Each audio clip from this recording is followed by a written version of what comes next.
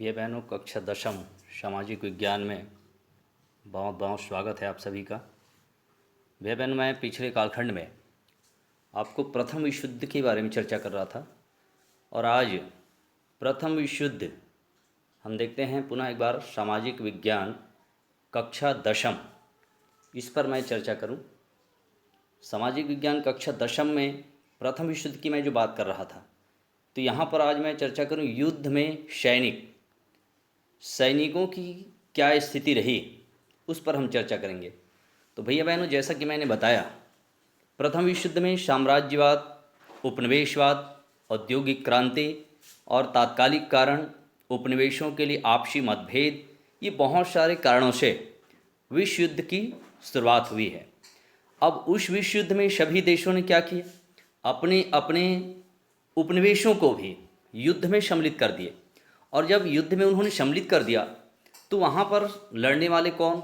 लड़ने वाले सिर्फ सैनिक थे। तो यहाँ पर हम देखते हैं कि सैनिकों की क्या स्थिति रही युद्ध में। सैनिक मतलब ये सैनिकों के ऊपर उसका क्या दुष्प्रभाव पड़ा, इस पर हम चर्चा करेंगे।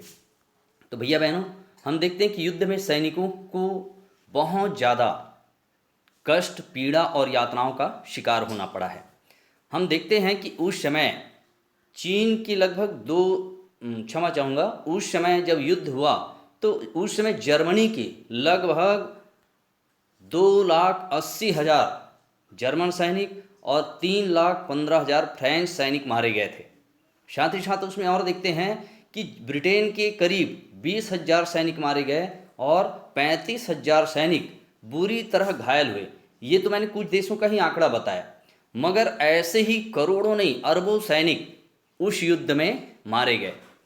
पर युद्ध में मारे गए वो तो ठीक है, मगर उसके पहले हम थोड़ी और भी चर्चा करें। जैसे हमने देखा कि युद्ध के समय तोप, गोला बारूद, मशीन गन, लिक्विड फायर, विषैली गैसें, इनका ज़्यादा से ज़्यादा उपयोग किया गया।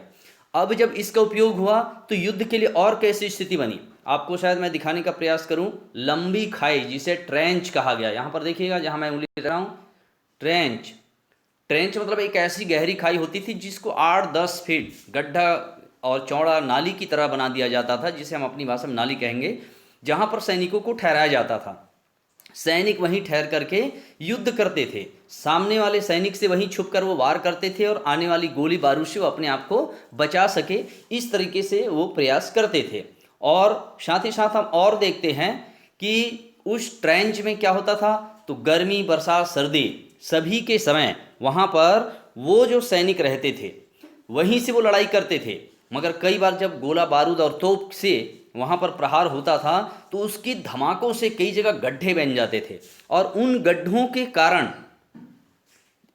धमाका भी बहुत जोरों से होता था और उस धमाका के कारण कई लोग मानसिक और शारीरिक रूप से विचलित हो जाते थे और इधर उधर भागने लगते थे भैया बहनों। और ऐसी स्थिति में वे शारीरिक और मानसिक रूप से विकलांगता के शिकार हो जाते थे। साथ ही साथ और देखते हैं कि कई बार या तो वो सामने वाले सैनिक के हाथों मारे जाते थे या फिर स्वयं के अपने ही पक्ष के सैनिक उसे धोखे से मार देते थे। मतलब कितनी भयानक स्थिति रही होगी। दूसरी बात, ट्रेंच जहाँ पर गड्ढा होता था वहाँ पर सैनिक जहाँ रहते थे, जब किसी को गोली लगती थी कई सैनिक वहीं मारे जाते थे और वो लाश वहीं सड़ने लगता था, गलने लगता था और साथ ही उसमें उसको चूहे खाते रहते थे, उससे निकलने वाली बदबू। फिर वहाँ पर वर्षा के दिनों में कीचड़ हो जाता था, कीचड़ में ही सैनिक रहते थे और वहीं मलमूत्र, वहीं खाना, और ऐसी स्थिति में वहाँ सैनिकों को कई प्रकार की समस्याओं का सामना करना पड़ा और वे कई संक्रामक बीमारियों के प्रभाव में आ गए। भैया बहनों, शारीरिक रूप से, मानसिक रूप से कई सैनिक इस तरह से शिकार होते गए। आगे जाकर के युद्ध के बाद भी वो विकलांगता उसका पीछा नहीं छोड़ रहा था। इस तरीके से बहुत ही कठिन दौर से उस समय सैनिकों को गुजरना पड़ता था। एक और समस्या हम देखते हैं, उस समय एंटीबायोटिक दवाओं का आविष्कार नहीं हुआ था। मतलब जिस भी सैनिक को एक बार घाव बन गया या बीमारी हो गई तो उसके लिए दवाई की पर्याप्त व्यवस्था नहीं होने के कारण, एंटीबायोटिक दवाइयों का आविष्कार नहीं होने के कारण वह घाव मिटता नहीं था और इस तरीके से वह दिमागी संतुलन भी धीरे धीरे खोने लगा, शारीरिक और मानसिक विकलांगता के वो शिकार होते गए। भैया बहनों, उसके साथ साथ कई देश, पराजित सेना के उन सैनिकों को बंदी बना लिया जाता था।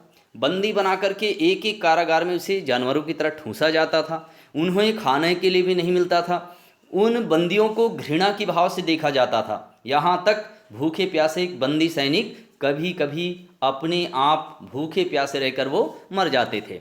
दूसरी बात और हम देखते हैं, सैनिकों के साथ घृणित व्यवहार जो होता था वह इतना घृणित व्यवहार मतलब अमानवीय व्यवहार किया जाता था, जिससे सैनिकों की दुर्दशा लगातार बढ़ती गई। हालांकि अंतर्राष्ट्रीय स्तर पर इस पर पहल किया गया कि किसी भी देश की सैनिक को जो बंदी बनाया जाता है उसके साथ दुर्व्यवहार नहीं होना चाहिए, मगर यह मात्र कहने की बात थी। कोई भी देश बंदी सैनिकों के साथ सद्व्यवहार नहीं करता था, अच्छा व्यवहार नहीं करता था, और इस तरीके से पूरा विश्व युद्ध की चपेट में आया।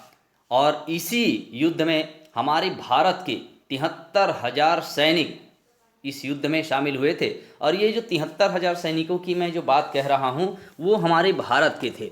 और ये जो हम बात करें, क्षमा चाहूँगा, 13 लाख भारतीय सैनिक उस युद्ध में शामिल हुए और 74,000 भारतीय सैनिक मारे गए। तो भैया बहनों, ये सैनिक, क्योंकि हम ब्रिटेन के उपनिवेश थे और ब्रिटेन ने हमें युद्ध में शामिल किया था, भारत युद्ध का पक्षधर नहीं रहा, मगर ब्रिटेन ने हमारे भारतीय सैनिकों को युद्ध में शामिल किया और हमारे भारत के 74,000 सैनिक उस युद्ध में मारे गए।